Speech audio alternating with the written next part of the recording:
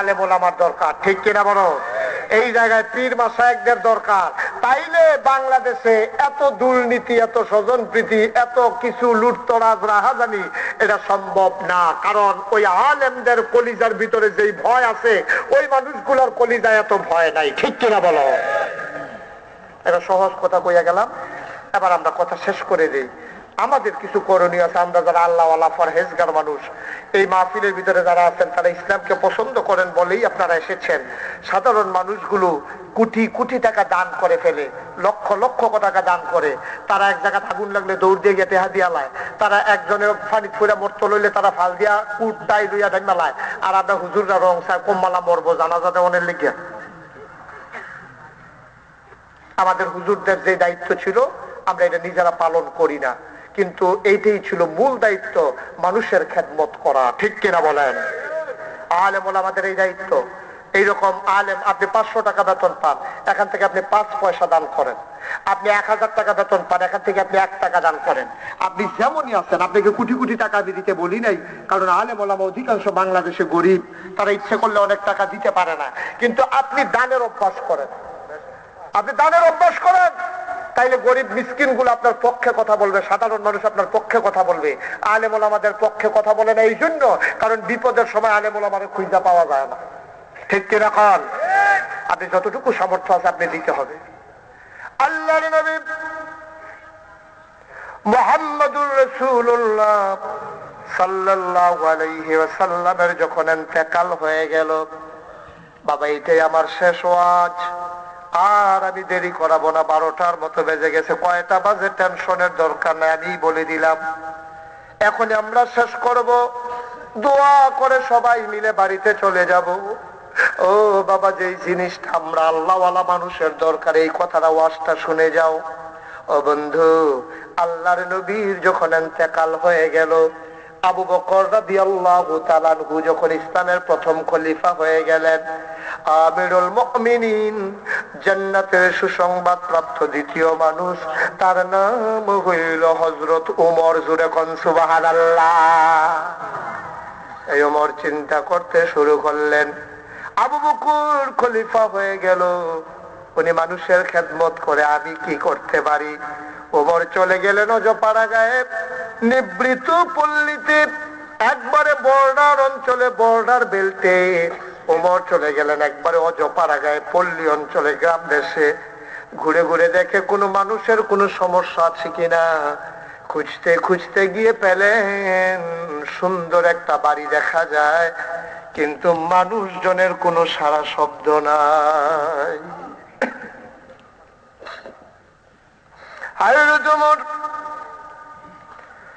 ওই বাড়ির ভিতরে ঢুকলেন,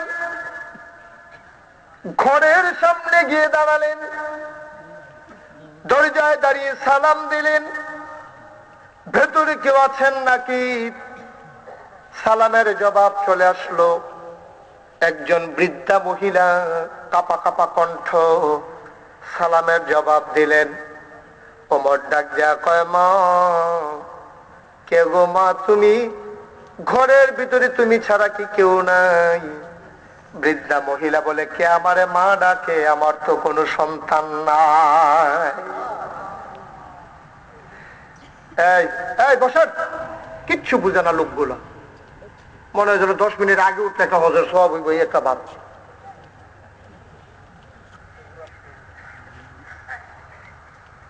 হায়রো তোমার ডাক দিলেন, মা, কে গো মা? ঘরের ভিতরে কি তুমি ছাড়া কেউ নাই? মহিলা ডাক দিয়া কয়, কে আমারে মা ডাকে? আমার তো কোনো সন্তান নাই, কে আমারে মা বলে ডাক দিল? ওমরে ডাক দিয়া কয়, কে বলে গো তোমার সন্তান নাই?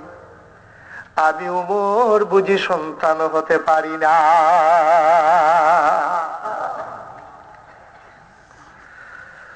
ওই বৃদ্ধা মহিলা কয়, আমার স্বামী নাই, আমার সন্তান নাই, আমি অন্ধ মানুষ, আমি চোখেও দেখি না, ঘরের ভিতরে আমি ছাড়া কেউ নাই, তুমি ভিতরে চলে আসো। ওমর ভিতরে ঢুকলেন, দেখলেন অন্ধ একজন মহিলা পর্দার আড়ালে বসে আছে। ওমর ডাক দেয়া কয়, মা গো, ও মা, তোমার সংসার চলে কেমনে? রান্না বান্না করে কে? খাওয়া দাওয়া করো কেমনে? মহিলাটা কান্দা আর কয়, বাবা, আমার যখন মা বলেছ তাইলে শুনে যাও। আমি কোনো সময় খাইতে পাই, দয়া করে যদি কেউ খাবার দেয়, নাইলে না খেয়ে আমার থাকা লাগে। আমি অন্ধ মানুষ, হাতরে হাতরে ঘরের কোণা থেকে একটু পানি পাইলে পানি খাই। ঘরটা বোধহয় ময়লা হয়ে আছে। ওমরের চোখ দিয়ে পানি চলে আসছে। ডাক দেয়া কয়, মা গো, ও মা, তুমি আর বইল না, আমার কলিজায় বলে না।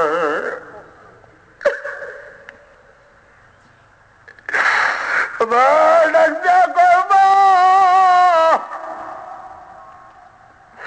আমি প্রত্যেক দিন ফজরের সময় আসব,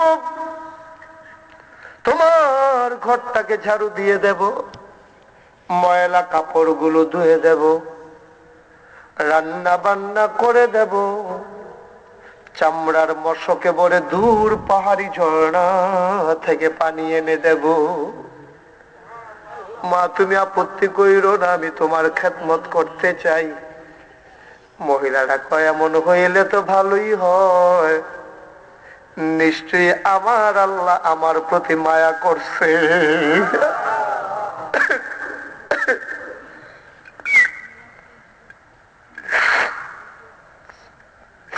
প্রত্যেক দিন ফজরের সময় ওমর বাড়িটা ঝাড়ু দিয়ে দেয়, ময়লা কাপড়গুলো ধুয়ে দেয়, রান্না বান্না করে দেয়, পাহাড়ি ঝর্ণা থেকে মশকে ভরে পানি এনে দেয়।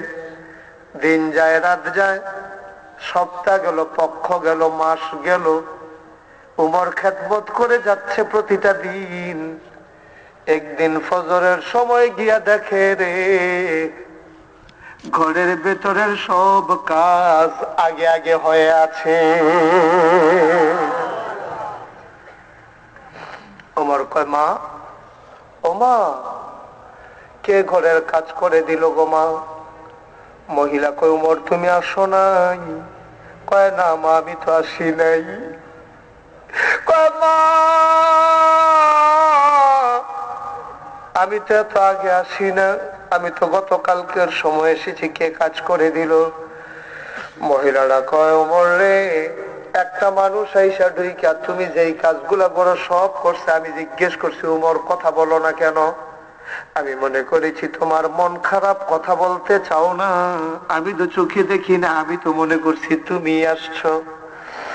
উমর কয়, না গো মা, আমি তো আসি নাই, কে সে কাজ করে দিল আমি তো বুঝলাম না। ওমর কয়, চিন্তার দরকার নাই, নিশ্চয়ই প্রতিবেশী কারো বোধহয় মায়া লাগছে, করে দিছে। আগামীকাল আবার আমি করব, চিন্তা কইরো না। পরের দিন উমর গেল, গিয়া দেখে রে, গতকালকের মতো সব কাজ আগে আগে হয়ে গেছে।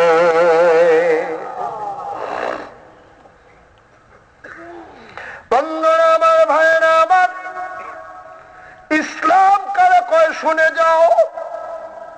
তারা এমনি এমনি জান্নাতের সুসংবাদ পায় নাই রে বাবা। দুনিয়ায় থাকতে জান্নাতের সুসংবাদ এমনি এমনি পায় নাই। কি মানুষ আমরা সবাই, সব সময় শুনলাম উমর গরম, আজকে শুনে যাও মানুষের জন্য মন কেমন নরম। 2 দিন চলে গেল, তৃতীয় দিন আইসা দেখে উমর সব কাজ হয়ে গেছে। উমর চিন্তায় পড়ে গেল, আমি তো আর সওয়াব পাইতেছি না, আমার আগে কে রে সওয়াব নিয়ে যায়? তারে তো আমি ছাড়বো না, তারে ধরতেই হবে আমার। আজকে আসার পরে উমর আর ঘুমালেন না, চাদর মুড়ি দিয়া একটা ঝুপের আড়ালে বাড়ির সামনে বসে রইলেন।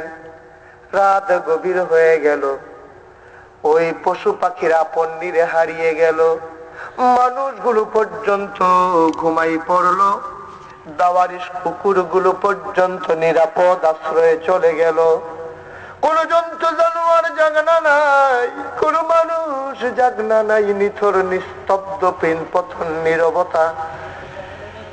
একটা ছোট্ট ওই কুয়াশার ফোঁটা পড়লো, টের পাওয়া যায় সবাই নাক ডেকে ঘুমায়, একজন মানুষের চোখে ঘুম নাই, তিনি আর কেউ না রে, তিনি হলেন হযরত ওমর। পাহারা দেয়, দেখি কে আসে।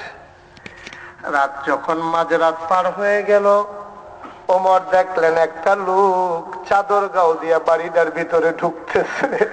সুবহানাল্লাহ, সুবহানাল্লাহ। বুড়া একটা লোক গুছা হইয়া একটা চাদর গায়ে দিয়া বাড়িটার ভিতরে ঢুকতেছে। ওমর ডাক দেয় নাই। ওমর কয়, দেখি লোকটা কি করে। লোকটা ঘরে ঢুইকা সুন্দর করে সবগুলা কাজ করছে। এবার চাদর মুড়ি দিয়া যখন যাওয়া শুরু করছে রে, ওমর দুই হাত ছড়াইয়া রাস্তার উপরে দাঁড়িয়ে গেছে। কয়, ভাই তুমি কে? তোমার পরিচয় আমি চাই, তোমারে আমার ধরাই লাগবে। লোকটা ওমরের হাতের ফাঁক দিয়া পালাইয়া যাইতে চায়। ওমর কয়, না, তোমারে ধরার জন্য পিঠের বিছানা দেই নাই, এই দুই চোখের ঘুম দেই নাই। তুমি কে? তোমার পরিচয় আমার বড় দরকার। লোকটা পালাইয়া যেতে চায়, ওমর তারে জাপটে ধরলেন, টানাটানি শুরু হয়ে গেল, মুখের চাদর সরে গেল। ওমর চমকে উঠলেন, থমকে দাঁড়ালেন। তিনি চিৎকার দিয়া কয়, ও আবু বকর, আপনার সওয়াবে বুঝি হয় না?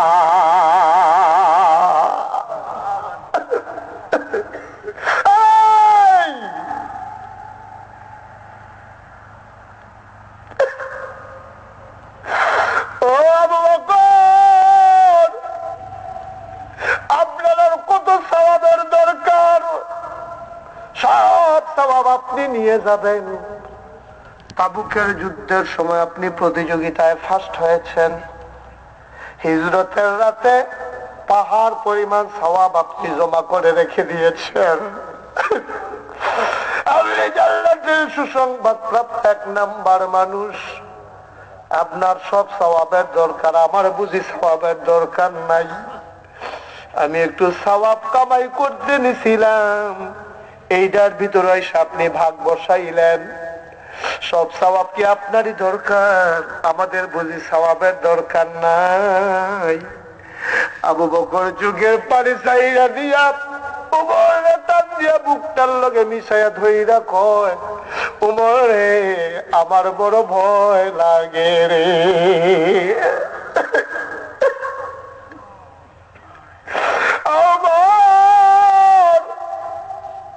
আমার বড় ভয় লাগে রে ওমর। কেমনে কেমনে রে, ওই মাটির অন্ধকার কবরে থাকবো রে। আমার কলিজায় মানে না, আমার বড় ভয় লাগে। কেমনে আমি অন্ধকার কবরে একা একা থাকবো? ওমরে ডাক দিয়া, আপনার ভয় লাগে, আমার বুঝি ভয় লাগে না? আপনি আমার সওয়াবের ভিতরে কেন ভাগ বসাইছেন? ওমর আবু বকর ডাক দিয়া করে বললি, আমি কি সারা জীবন থাকবো নাকি? আমার একটু সওয়াব নিতে দে, কবরে গিয়া যেন আমি আটকে না যাই। ও মণিপুরের বাবারা, ও কাবিলার বাবারা, ও নামতলার বাবারা, ও আমার কলিজার টুকরা যুবকেরা, ও আমার মুরব্বী বাবারা, মন দিয়ে শুনো। জান্নাতের এক নাম্বার মানুষ, তার কলিজায় ভয়, কবরে কেমনে থাকবা? তোমার বুঝি ভয় লাগে না? কেমনে থাকবা? কেমনে থাকবা রে? ও বন্ধু, মন দিয়ে শুনে রাখো, আমি কোনোদিন আসি আর না আসি, আমি থাকি আর না থাকি, মন দিয়ে শুনে রাখো, যদি কোনোদিন নাও আসি রে, মনে রাখো আমি নাগাইশের পীর সাহেব বলে গেলাম, কলিজার ভিতরে ভয় রাখো আল্লাহর, প্রতিটি কাজ করবা আল্লাহর ভয় নিয়া। যদি আল্লাহর ভয় নিয়া প্রতিটি কাজ করতে পারো, খোদার কসম দিয়ে বলি, যেই দিন তোমার ইন্তেকাল হয়ে যাবে, মসজিদের মিনার থেকে ঘোষণা চলে আসবে, যেই দিন তোমাকে কাফন পরিয়ে দাফন করা হবে, সবাই দেখুক মাটির কবর, তুমি কবরে গিয়া দেখবা মাটির কবর মাটি নাই, মাটির কবর জান্নাতের টুকরা হয়ে গেছে। এমন একটা জিন্দেগি আমরা চাই নাকি চাই না? সবাই চান? আমরা সামনের দিকে সবাই আজকে ওয়াদা করি, নামাজ ছাড়বো না। সবাই কোনা আমিন। রোজা ছাড়বো না, কোনা আমিন। আমরা বেপরদা হব।